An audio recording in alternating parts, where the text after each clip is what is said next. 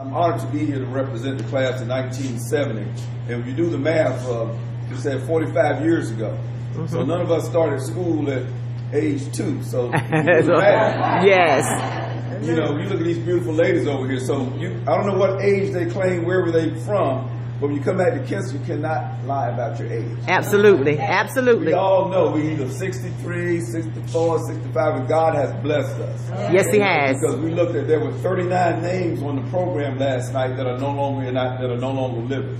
Yeah. So we feel blessed to be here, walking, talking, seeing, driving, and all those things that we can do. And yes. And I think, as Pastor Dudley said, but God. But God. You can always think of, because when you think about it, I think we talked a lot yesterday. There were probably 40 plus of us that were gathered over at the Adkin complex there, where we went to, I think, junior high school.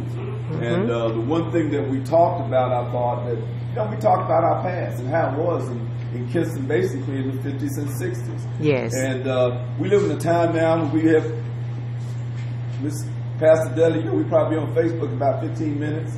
We have information, you got all Google stuff, all this information. And the one thing that we do sometimes, because we have all this information, we don't go to God first. All right. It was kind of simple back then. Yes, it was. You know, the community that I grew up in was dominated by church and school, and they weren't separate. That's right. When I grew up, I remember the first thing you did in school back in the day was you had to have a Bible verse. Absolutely. Absolutely. Public school. Absolutely. They make sure you're clean. They check your ears for wax and all that kind of stuff. Oh, yeah. Cleanliness is godliness. And it's all those kind of basic things that they instilled in us. And that we're able to take no matter where we went from here. And in a sense, so you think about it, I know they got problems in Kinston. I live in Greensboro. We have the same problems. Since I retired, I work with a group of young men in a tough part of Greensboro, because that's what God said, time for you to do that now that you're no longer working. And so I didn't really jump at doing it, but I knew it was about God, and so I had to do it. And I was telling them last night. So we're here basically just to say thank you. We're just proud we wanted to come to church together, and a lot of our classmates are, some of them are gone, and some of them have their own church, but we wanted to just at least support. Absolutely, and I appreciate it. I'm so appreciative. We want to come here and worship, and where one of our classmates was pastor. Amen. So we all grew up in St. John, Freewood Baptist right around the corner. And that's my home church. That's where I was baptized and did all those kinds of things, along with Wanda there, and let these ladies introduce themselves just shortly.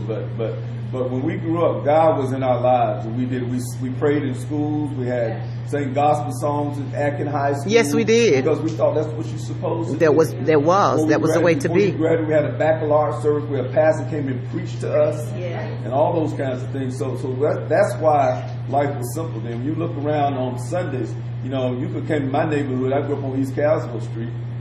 Everybody was in church. Not every house was empty. Every house. We went to church. And we talked about who shouted on Monday in church.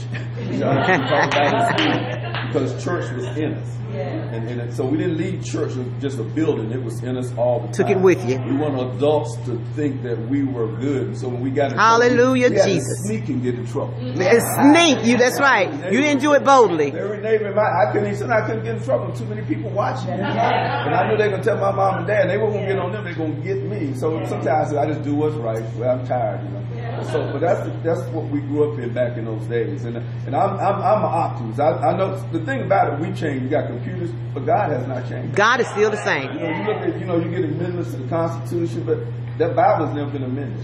Absolutely. It is. So basically, that's what He wants us to live by. We all fall short. Only His grace and mercy are sufficient, and we know that. But we still have to keep looking up. And when you start looking up, that's when things start messing it down here. That's why we got a lot of mess, because a lot of kids aren't exposed to Jesus Christ. That's right. So I'm just glad to be here and to celebrate with my classmates as well as all of you here. I've kind of known about Deborah's church. She's on Facebook, and I see people visit and all that. And so it's just I just feel honored to be in Kinston. I may not be anything in Greensboro, but I come back to Kinston, I'm somebody. Amen. That's right. Folks, you ain't gotta like me, but I know I can go back. You can always come home. Absolutely. Always come home. I'm glad to be from Kinston.